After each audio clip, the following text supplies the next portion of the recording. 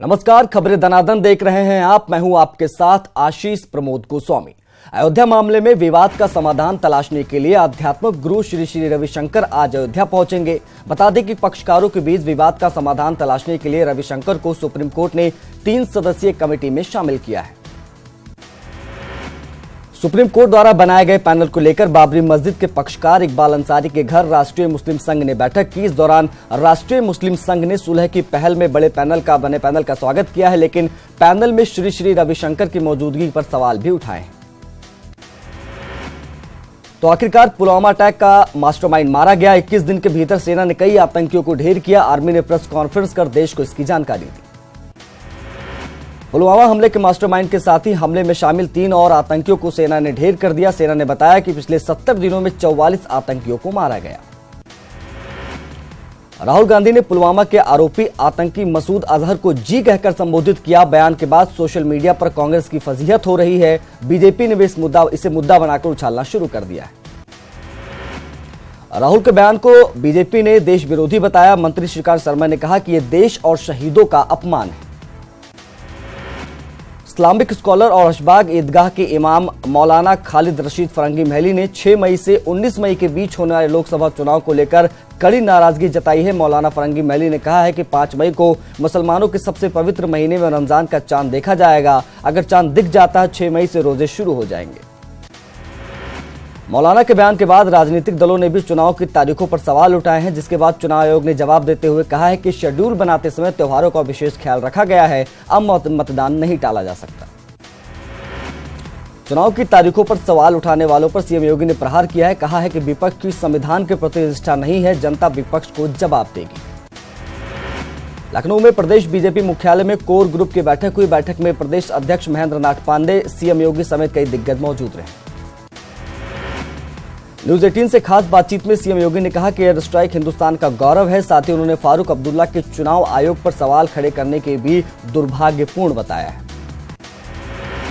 बागपत में आरएलडी नेता जयंत चौधरी की सभा में पोस्टर लूटने को लेकर विवाद और हंगामा हुआ। इस दौरान मीडिया कर्मियों से बदसलूकी भी की गई। चौधरी अजीत सिंह के बेटे जयंत चौधरी बागपत से और एसएसपी, एसपी, बीएसपी आरएलडी गठबंधन के प्रत्याशी भी हैं। इलाहाबाद से बीजेपी सांसद श्याम चरण गुप्ता के बेटे विदु अग्रहरी ने पार्टी में पिता के अपमान का आरोप लगाकर पिता का टिकट कटने की आशंका जताई है और सीट से निर्दलीय चुनाव लड़ने का ऐलान कर दिया है। उनका कहना है कि बीते 5 सालों में पार्टी ने न सिर्फ उनका बल्कि उनके पिता और परिवार का भी अपमान किया है। उधर सांसद ने बेटे की बगावत की खबर की जानकारी से इनकार किया। हालांकि सांसद ने बेटे की हर बात से इत्तेफाक भी बताया और कहा कि उनके बेटे ने कहकर टिकट नहीं दिया गया कि पार्टी सांसद मंत्रियों के परिवार वालों को टिकट नहीं देगी। गोरखपुर में कांग्रेस के राष्ट्रीय सचिव ने कार्यकर्ताओं को चुनाव के लिए कमर कसने की बात कही है। उन्होंने कहा है कि कांग्रेस हमेशा मौत बेस पार्टी रही है और आज मौत कांग्रेस के साथ है, पिछले और दलित कांग्रेस की ओर भी देख रहे हैं। प्रयागराज में अधिकारियों ने चुनावी तैयारियों का जायजा लिया। यहां के इलाहाबाद और फूलपुर सीट पर छठे चरण में 12 मई को मतदान होगा। 12 विधानसभाओं में फैले इन 2 लोकसभा सीटों पर मतदान के लिए 2198 मतदान केंद्र और 4938 मतदेय स्थल बनाए जाएंगे। सहारनपुर में अधिकारियों ने पीसी के जरिए चुनावी तैयारियों की जानकारी दी। डीएम ने कहा है कि प्रचार सामग्री प्लास्टिक निर्मित नहीं होनी चाहिए। यह 11 तारीख को चुनाव है। मऊ में अधिकारियों ने वोटर पोलिंग स्टेशन, पोलिंग बूथों की जानकारी ली और चुनाव को सकुशल संपन्न कराने के लिए 113 सेक्टर मजिस्ट्रेटों की नियुक्ति की है। वहीं कुल मतदाता केंद्र 893 है, जबकि कुल बूथ 1754 है। महोबा प्रशासन ने सुरक्षित निष्पक्ष चुनाव और आचार संहिता के पालन को लेकर संयुक्त पीसी की। जिले की दोनों विधानसभाओं में 772 पोलिंग बूथ निर्धारित किए गए हैं। जिले में कुल 6,36,568 मतदाता अपने मताधिकार का प्रयोग करेंगे। शांतिपूर्ण और निष्पक्ष चुनाव कराने के लिए 75 सेक्टर मजिस्ट्रेट और 11 जोनल मजिस्ट्रेट तैनात किए गए हैं। यहाँ 29 अप्रैल को वोटिंग होनी है। मिर्जापुर डीएम ने राजनीतिक दलों के साथ प्रतिनिधियों के साथ भी बैठक की और चुनाव आयोग के निर्देशों का कड़ाई से पालन करने का आदेश दिया है। किसी भी प्रकार से चुनाव आचार संहिता को उल्लंघन नहीं करने दिया जाएगा। जो भी करेगा उस पर कड़ी कार्रवाई की जाएगी। लोकसभा चुनाव को लेकर बहराइच में कलेक्ट्रेट सभागार में जिला अधिकारी ने प्रेस वार्ता की। जिलाधिकारी ने चुनाव की तैयारियों को लेकर चर्चा की और चुनाव के दौरान सुरक्षा व्यवस्था के बारे में बताया। उन्होंने कहा कि अति संवेदनशील केंद्रों पर अतिरिक्त पुलिस फोर्स की व्यवस्था की गई है। जालौन जिला प्रशासन ने कलेक्ट्रेट में प्रेस वार्ता करते हुए बताया कि कोई भी बिना परमिशन के होर्डिंग या बैनर लगाता है तो उसके खिलाफ कड़ी कार्रवाई की जाएगी। उन्होंने बताया कि जनपद में 1509 बूथ हैं और जिले में 12 लाख से अधिक वोटर्स हैं। हरदोई रेलवे स्टेशन पर जीआरपी के निर्देश पर अचानक पहुंची डॉग स्क्वाड की टीम ने पुलिस स्टेशन परिसर का सघन निरीक्षण किया। जीआरपी की माने तो ये जांच लोकसभा चुनाव और त्योहारों को देखते हुए किया गया है। रामपुर में जिला बेसिक शिक्षा अधिकारी ने कार्यालय में शादी की पार्टी का वीडियो वायरल हुआ है। वीडियो वायरल होने के बाद से विभाग में हड़कंप मच गया है। विभागीय अधिकारी कुछ भी नहीं बोल रहे हैं। इस संबंध में डीएम का कहना है कि रिपोर्ट आने के बाद कार्रवाई की जाएगी। सीतापुर में प्लाईवुड कर्मचारी संगठन ने डीएम का ज्ञापन सौंपकर उनकी संपत्ति को बेचने पर रोक लगाने की मांग की है। संगठन का कहना है कि प्लाईवुड फैक्ट्री में काम करने वाले लोगों को फैक्ट्री के बंद होने के बाद भी वहां रहने की व्यवस्था मिली हुई है और इस संपत्ति को किसी भी तरीके से प्राइवेट हाथों में नहीं बेचा जा सकता। बरेली के क्यूलड़िया थाना क्षेत्र के गांव परशुराम से सगे चाचा से निगाह करने से नाराज भाई ने अपनी गर्भवती बहन की गोली मारकर हत्या कर दी। बहन के सगे चाचा से शादी करने पर वह लोगों के तानों से काफी परेशान था। औरैया में कानपुर देहात की रहने वाली एक ग्रामीण युवती ने थाने में तैनात दरोगा पर शादी का झांसा देकर दुष्कर्म का आरोप लगाया है। एसपी ने शिकायत के बाद दरोगा के खिलाफ मुकदमा दर्ज कर जांच बिठा दी है। पीलीभीत जिला अस्पताल में मरीजों को दी जाने वाली स्किन क्रीम को ब्लैकलिस्ट करने के डीएम ने कार्रवाई की है। डीएम ने इस कार्रवाई के बाद जनपद में हड़कंप मचा हुआ है।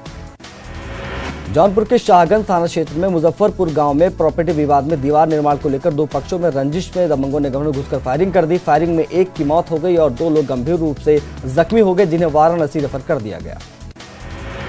कानपुर चकेरी थाना क्षेत्र के संजीव नगर इलाके में चोरों ने घर का ताला तोड़कर लाखों के जेवरात और नकदी पर हाथ साफ कर दिया। पुलिस ने शिकायत के बाद अपनी जांच शुरू कर दी है।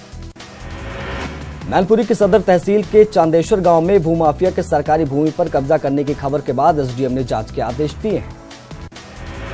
मुजफ्फरनगर के खतौली कस्बे में एक दूध व्यापारी की अज्ञात बदमाशों ने गोलियों से भूनकर हत्या कर दी और मौके से फरार हो गए। पुलिस ने शव को कब्जे में लेकर पोस्टमार्टम के लिए भेज दिया है और परिजनों की तहरीर पर अज्ञात हमलावरों के खिलाफ केस दर्ज किया है।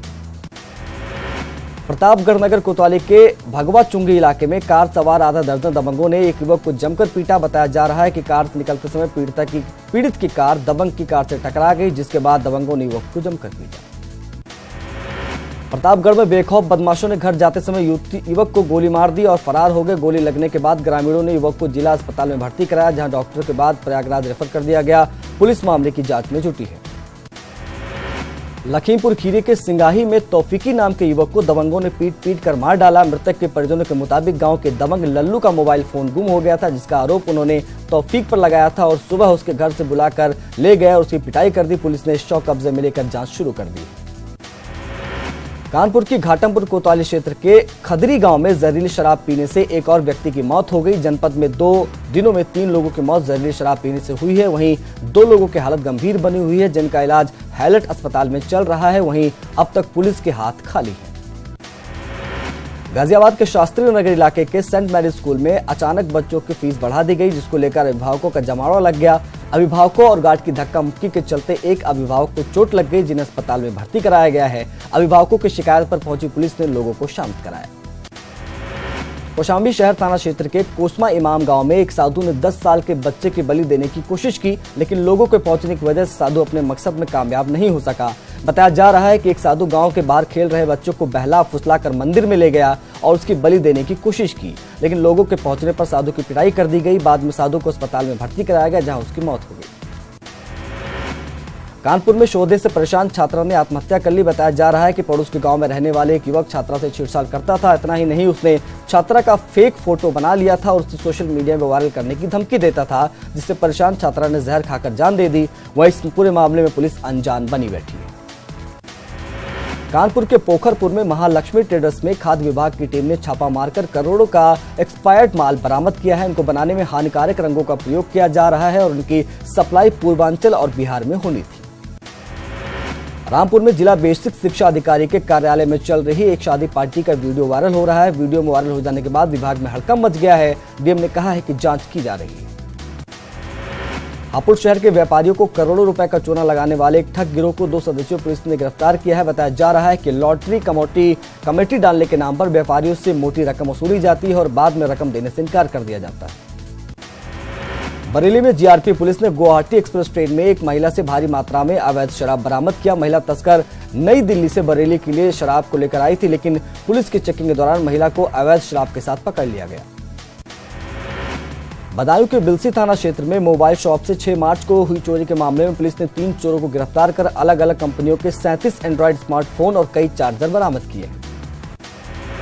हरदोई पुलिस की सर्विलांस टीम ने करीब 31 खोए मोबाइल खोजकर उनके मालिकों को सुपुर्द कर दिया। सुपुर्द किए गए मोबाइलों की कीमत करीब 3 लाख रुपए बताई जा रही है। उन्नाव के गंगा घाट कोतवाली पुलिस ने मुखबिर की सूचना पर 3 चोरों को अरेस्ट कर लिया है। पुलिस ने आरोपियों के पास से चोरी किया गया सामान बरामद किया है। फिलहाल पुलिस ने आरोपियों को गिरफ्तार कर जेल भेज दिया है। आरोपियों में से 2 के पास से 2 तमंचे, एक एलईडी टीवी स्पीकर, बर्तन के साथ ही अन्य घरेलू सामान भी बरामद हुए हैं। उन्नाव के सदर कोतवाली पुलिस ने लूट की योजना बनाते 2 लुटेरों को गिरफ्तार किया है। दोनों पकड़े गए आरोपी शातिर लुटेरे हैं। 12 फरवरी को आरोपियों ने लूट की वारदात को अंजाम दिया था। सीतापुर के पिसावा क्षेत्र में जमीन के विवाद को लेकर एक व्यक्ति की हत्या के मामले में पुलिस ने खुलासा किया है। पुलिस के अनुसार 2 सगे भाई और उनके रिश्तेदार हत्या में शामिल हैं। पुलिस ने 2 सगे भाइयों समेत साढ़ू को गिरफ्तार किया है। गोरखपुर पुलिस ने चर्चित डिंपल हत्याकांड का खुलासा किया है। प्रेमी ने ही डिंपल की हत्या की थी। पुलिस ने हत्या में इस्तेमाल किए गए चाकू और मृतक का मोबाइल घटनास्थल से बरामद किया है। डिंपल 1 साल से पति को छोड़कर प्रेमी के साथ रह रही थी। कौशाम्बी के मदनपुर कोतवाली की पुलिस ने चक गांव में चल रही अवैध असलाह की फैक्ट्री का भांडाफोड़ किया है। पुलिस ने 1 दर्जन से अधिक अधबने असलहों के साथ एक अभियुक्त को गिरफ्तार किया है और दूसरा साथी मौके से फरार हो गया। गिरफ्तार अभियुक्त यहां से पहले गुजरात में असलाह बनाता था। बागपत के गौरीपुर मोड़ पर क्राइम ब्रांच टीम और कोतवाली पुलिस की संयुक्त टीम ने 7 इको गाड़ियों के साथ 3 शातिर वाहन चोरों को गिरफ्तार किया है, जो गाड़ियों की चोरी कर उनकी चेसिस और आरसी बदलकर बेचते थे। गाजियाबाद के सियानी गेट थाना क्षेत्र में पुलिस और बदमाशों के बीच मुठभेड़ हो गई। मुठभेड़ में 25,000 का इनामी शातिर बदमाश परवेज को पुलिस के हत्थे चढ़ गया। बताया जा रहा है कि पकड़े गए बदमाश के ऊपर 35 मुकदमे दर्ज हैं। हापुड़, मेरठ और गाजियाबाद की पुलिस को उसकी लंबे समय से तलाश थी। बांदा में एक तेज रफ्तार ट्रक ने बाइक सवार 2 युवकों को टक्कर मार दी। हादसे में बाइक सवार एक युवक की मौके पर ही मौत हो गई, वहीं दूसरे की हालत गंभीर बनी हुई है। घायल को अस्पताल में भर्ती कराया गया है। मेरठ के प्रहलाद नगर में स्टैचू बनाने वाली फैक्ट्री में भीषण आग लगने से हड़कंप मच गया, जिसके बाद आसपास के लोगों ने खुद ही आग बुझाने का प्रयास किया।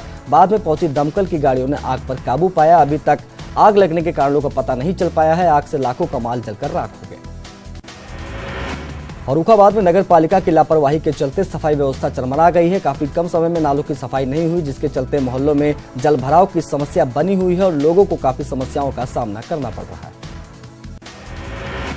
पुलवामा आतंकी हमले में शहीद हुए देवरिया के शहीद विजय मौर्य की पत्नी विजय लक्ष्मी को राज्य सरकार की तरफ से नौकरी मिल गई है। जिला प्रशासन ने आदर्श आचार संहिता लगने से पहले कल कलेक्ट्रेट के नाजिर कक्ष में कनिष्ठ लिपिक का पदभार उन्हें सौंपा है, जहां पर सीएम योगी आदित्यनाथ ने शहीद के एक परिजन को नौकरी देने का ऐलान दिया था।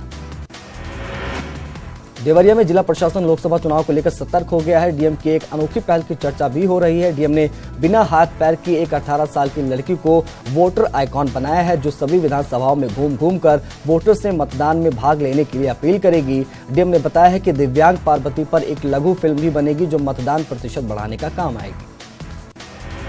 यूपी के डिप्टी सीएम केशव प्रसाद मौर्य ने रविवार को मथुरा में गोकुल महावन स्थित रमण रेती आश्रम में होली खेली। यहां उन्होंने साधु संतों के आशीर्वाद के साथ साथ राधा कृष्ण के स्वरूपों का आशीर्वाद लिया। ब्रज की प्रसिद्ध फॉग महोत्सव की हंसी ठिठोली और राधा कृष्ण के लीलाओं का मंचन देख मंत्रमुग्ध हो गए।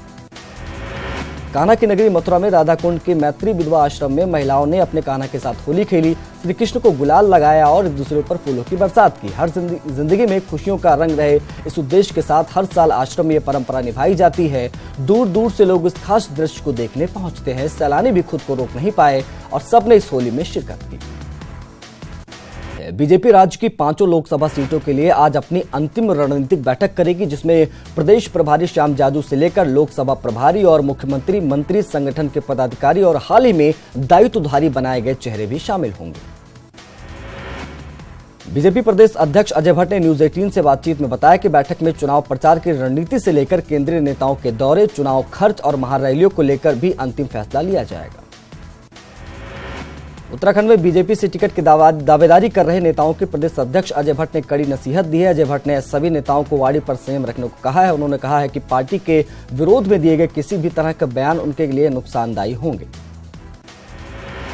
बीजेपी अध्यक्ष ने एक बीजेपी विधायक के बयान का संज्ञान लेते हुए कहा है कि टिकट की मांग करना सभी कार्यकर्ताओं का अधिकार है, लेकिन पार्टी की परंपरा तोड़ने का अधिकार किसी को नहीं है। उन्होंने कहा है कि विधायक ने जो पार्टी के वरिष्ठ नेताओं और पार्टी पर सवाल उठाए हैं वो स्वीकार नहीं होंगे। वहीं उत्तराखंड की 5 सीटों पर 11 अप्रैल को मतदान होगा। चुनाव आयोग ने उत्तराखंड में पहले चरण में चुनाव कराने की घोषणा की है। उत्तराखंड राज्य की पौड़ी, हरिद्वार, अल्मोड़ा, नैनीताल, टिहरी सीट पर 77,17,126 मतदाता वोट डालेंगे। इसमें करीब 88,000 से अधिक सर्विस मतदाता हैं और 11,235 मतदान केंद्रों पर ये वोट डाले जाएंगे। योग गुरु बाबा रामदेव ने एक बार फिर से पीएम मोदी का गुणगान किया है। बाबा रामदेव ने कहा है कि देश में मोदी का कोई विकल्प नहीं है। भारत, चीन, जापान, अमेरिका, यूके, रूस, यूरोप सभी देशों से आगे निकल सकता है, तो ऐसा नेटवर्क केवल मोदी ही दे सकते हैं। बाबा रामदेव ने कहा कि लोग चुनाव में अपने विवेक का इस्तेमाल करते समय वोट दें। लोकसभा चुनाव का बिगुल बजते ही खानपुर विधायक कुंवर प्रणव सिंह चैंपियन की पत्नी रानी देवानी ने भी हरिद्वार लोकसभा सीट से बीजेपी से टिकट की दावेदारी की है। विधायक चैंपियन ने कहा है कि राज्य बनने से पहले और बाद में अचानक हरिद्वार जिले में लोकसभा चुनाव में स्थानीय प्रत्याशी नहीं मिला है, इसलिए आज हरिद्वार की जनता दुखी है। लोकसभा चुनाव की 5 में से 4 सीटों पर नो वैकेंसी का बोर्ड लगने के बाद भी दावेदारी जारी है। कालाढूंगी से विधायक वंशीधर भगत ने नैनीताल सीट पर फिर दावा ठोका है। नैनीताल पहुंचे भगत ने कहा है कि वो कई सालों से विधायक हैं और अब लोकसभा चुनाव लड़ना चाहते हैं। लोकसभा चुनाव की घोषणा होते ही राजनीतिक दल में टिकट की दावेदारी ने जोर पकड़ लिया है। टिहरी लोकसभा सीट से मसूरी के पूर्व विधायक जोत सिंह गुनसोला ने पार्टी के सामने अपनी दावेदारी पेश की है। जोत सिंह गुनसोला ने कहा है कि उन्होंने पार्टी के सामने अपनी मजबूत दावेदारी की है। लोकसभा चुनाव की तारीखों का ऐलान हो चुका है। उत्तराखंड में बीजेपी की तैयारियों को लेकर सीएम त्रिवेंद्र सिंह रावत ने कहा है कि सरकार की उपलब्धियों से माहौल बीजेपी के अनुकूल माहौल है और पीएम मोदी के नेतृत्व में सभी वर्गों के लिए काम हुआ है। चुनाव में देश की सुरक्षा, सम्मान और आतंकवाद का मुद्दा अहम है। वहीं नेता प्रतिपक्ष इंद्र हृदयेश ने कहा है कि लोकसभा चुनाव में कांग्रेस बीजेपी से हिसाब मांगेगी। उन्होंने आरोप लगाया है कि पिछले 5 सालों के दौरान केवल बातें हुई हैं, काम नहीं, इसलिए जनता अब बीजेपी को पूरे हिसाब किताब करेगी। लोकसभा चुनाव के मद्देनजर बीजेपी महिला मोर्चा प्रदेश में जिलेवार सम्मेलन करने जा रही है। कार्यक्रम की रूपरेखा तय करने के लिए बीजेपी प्रदेश मुख्यालय में महिला मोर्चे के पदाधिकारियों की बैठक हुई। उत्तराखंड महिला मोर्चे की प्रदेश प्रभारी और राष्ट्रीय उपाध्यक्ष अनीता सिंह ने कहा है कि केंद्र और राज्य सरकार की योजना का लोगों से फीडबैक लेना है और बीजेपी के पक्ष में वोट करवाना है। लोकसभा चुनाव की तारीखों में अगर आपने अभी तक अपना नाम वोटर लिस्ट में नहीं जुड़वाया है तो अभी भी आपके पास मौका है। इसके लिए आप अपने नजदीकी बीएलओ के माध्यम से वोटर लिस्ट में अपना नाम जुड़वा सकते हैं। जिलाधिकारी और हरिद्वार एसपी ने ऐलान किया है कि चुनाव की घोषणा के साथ ही आदर्श आचार संहिता लागू हो गई है और पूरे जिले में धारा 144 भी लागू कर दी गई है।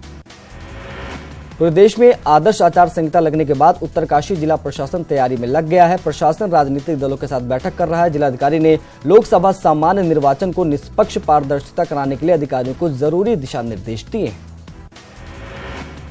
नैनीताल में भी प्रशासन आचार संहिता पालन को लेकर चुस्त है और प्रशासन की टीम ने सभी जगहों से पोस्टर बैनर हटा लिए हैं। नैनीताल लोकसभा में इस बार 19 लाख से ज्यादा वोटर्स मताधिकार का प्रयोग करेंगे। जिला पंचायत अध्यक्ष, ब्लॉक प्रमुख के चुनाव सीधे जनता से कराने का मामला हाईकोर्ट पहुंच गया है। मुख्य न्यायाधीश की अध्यक्षता वाली बेंच ने इस मामले में सुनवाई की और केंद्र और राज्य सरकार को नोटिस जारी किया है। कोर्ट ने सरकारों से 4 हफ्ते में जवाब मांगा है। याचिका में कहा गया है कि ब्लॉक प्रमुख और जिला पंचायत अध्यक्ष चुनाव में वोट की सीधी बोली लगाई जाती है और खुले तौर पर भ्रष्टाचार होता है। नैनीताल हाईकोर्ट ने आदेशों को नहीं मानने पर आज अवमानना का नोटिस जारी किया। हाईकोर्ट ने राज्य के मुख्य सचिव और कृषि सचिव को अवमानना का नोटिस जारी किया है और जवाब भी मांगा है। राज्य में 7 किसानों की मौत के बाद हाईकोर्ट में याचिका दाखिल हुई थी, जिस पर हाईकोर्ट ने 3 महीने में किसान आयोग का गठन करने का आदेश दिया था। साथ ही स्वामीनाथन आयोग की रिपोर्ट को भी लागू करने को कहा था, लेकिन कोर्ट के आदेशों का पालन नहीं हुआ, जिस पर कोर्ट ने अवमानना का नोटिस जारी किया है। केंद्र की मोदी सरकार की महत्वाकांक्षी 4 धाम सड़क परियोजना यानी ऑल वेदर रोड इस बार लोकसभा चुनाव में बड़ा मुद्दा बन सकता है। 4 धाम सड़क परियोजना को लेकर जहां बीजेपी पूरा क्रेडिट लेना चाहेगी, वहीं जनता के बीच इसके फायदों को भुनाने की कोशिश करेगी। वहीं कांग्रेस बीजेपी और केंद्र सरकार को घेरने की कोशिश करेगी। नैनीताल पहुंची राज्यपाल बेबी रानी मौर्य को गार्ड ऑफ ऑनर दिया गया। इस दौरान मीडिया से बातचीत के दौरान राज्यपाल ने कहा कि 3 दिनों तक वो नैनीताल में रहेंगी। इस दौरान नैनी झील के जल स्तर पर समीक्षा बैठक करने के साथ ही राजभवन के कार्यों की भी समीक्षा करेंगे। इसके साथ ही मई में होने वाले गवर्नर कप गोल्फ प्रतियोगिता की तैयारियों पर भी चर्चा की जाएगी। मई से शुरू हो रही चारधाम यात्रा की तैयारी के लिए प्रशासन सख्त हो गया है। इस क्रम में ऋषिकेश में यात्रा से संबंधित व्यवस्थाओं का जायजा लेने और सभी विभागों की संयुक्त मीटिंग लेने गढ़वाल कमिश्नर वीआर पुरुषोत्तम और आईजी गढ़वाल ऋषिकेश पहुंचे, जहां उन्होंने नगर पालिका ऋषिकेश में चारधाम यात्रा से संबंधित सभी विभागों की संयुक्त बैठक ली और यात्रा को पूर्ण तरह से सफल बनाने के निर्देश दिए। 10 मार्च को कॉबर पार्क के जिंदा रेंज में सैलानियों की जिप्सी पर हाथी ने हमला कर दिया था, जिसके बाद से पार्क प्रशासन ने पार्क में उस जिप्सी चालक और नेचर गाइड पर जाने पर प्रतिबंध लगा दिया। वहीं पार्क प्रशासन ने कहा है कि मामले की जांच चल रही है। चमोली के थिरपाक गांव में घर के अंदर ही बुजुर्ग की हत्या की पुलिस ने खुलासा कर दिया है। पुलिस के मुताबिक हत्यारा पास के ही नाबालिग है और उसने न सिर्फ अपना गुनाह कबूला है बल्कि उसकी निशानदेही पर घर की चाबी भी बरामद की गई है। पुलिस ने आरोपी को गिरफ्तार कर लिया है। पर्यटन नगरी लैंसडाउन में एक बार फिर से मौसम ने करवट ली है। कोटद्वार और आसपास के पहाड़ी इलाकों में बारिश से होने वाली मैदानी इलाकों में तापमान में गिरावट आई है। लैंसडाउन में ठंडी हवाओं के साथ ही हल्की बारिश शुरू हो गई है। वहीं गुमखाल के पास भी बारिश से मौसम सुहाना हो गया है, जबकि दुमाकोट नैनीडांडा में मौसम बदलने के साथ ही हल्की बूंदाबांदी शुरू हो गई है, जिसमें इलाके में ठंड फिर से लौट आई है। पीएम मोदी ने बांग्लादेश की पीएम शेख हसीना के साथ साझा वीडियो कॉन्फ्रेंसिंग की और दोनों देशों के बीच मजबूत संबंधों का जिक्र किया। पीएम मोदी ने पीएम हसीना के विजन की जमकर तारीफ की, साथ ही भरोसा दिलाया कि दोनों देश अपने देश की जनता के हित में सहयोग प्रदान करते रहे। चुनाव की तारीखों की घोषणा के साथ ही बीजेपी में बैठकों का दौर शुरू हो गया है। बीजेपी अध्यक्ष अमित शाह पार्टी ने शीर्ष नेताओं के साथ बैठक की। गुजरात के गांधीनगर में लोकसभा चुनाव से पहले कांग्रेस को एक बड़ा झटका लगा है। कांग्रेस के विधायक पुरुषोत्तम सामरिया बीजेपी में शामिल हो गए। जम्मू कश्मीर के पुलवामा सेक्टर के त्राल में सुरक्षा बलों ने एनकाउंटर में 2 आतंकियों को ढेर कर दिया। मारे गए दोनों आतंकी जैश ए मोहम्मद आतंकी संगठन के बताए जा रहे हैं। इलाके में सर्च ऑपरेशन लगातार जारी है। असम के गुवाहाटी में रन फॉर वोट का आयोजन किया गया, जिसमें बड़ी संख्या में युवाओं ने हिस्सा लिया। इस मौके पर मताधिकार को लेकर लोगों को जागरूक किया गया। राष्ट्रपति रामनाथ कोविंद ने 56 विजेताओं को पद्म पुरस्कार से सम्मानित किया। इसमें पूर्व विदेश सचिव सुब्रमण्यम जयशंकर, टेबल टेनिस खिलाड़ी शरद कमल, शतरंज ग्रैंड मास्टर हरिका द्रोणापल्ली, गायक संगीत रहमान और महादेवन और महापहलवान बजरंग पुनिया और परकशनिस्ट आदर चिमड़ी सिस्को सिस्टम के पूर्व सीईओ जॉन चैम्बर्स और जाने माने डांसर प्रभुदेवा को पद्मश्री से सम्मानित किया गया, जबकि सरदार सुखदेव सिंह ढींढस और हुक्मदेव नारायण यादव पद्म भूषण से सम्मानित किए गए। इस बुलेटिन में फिलहाल मेरे साथ इतना ही। नमस्कार।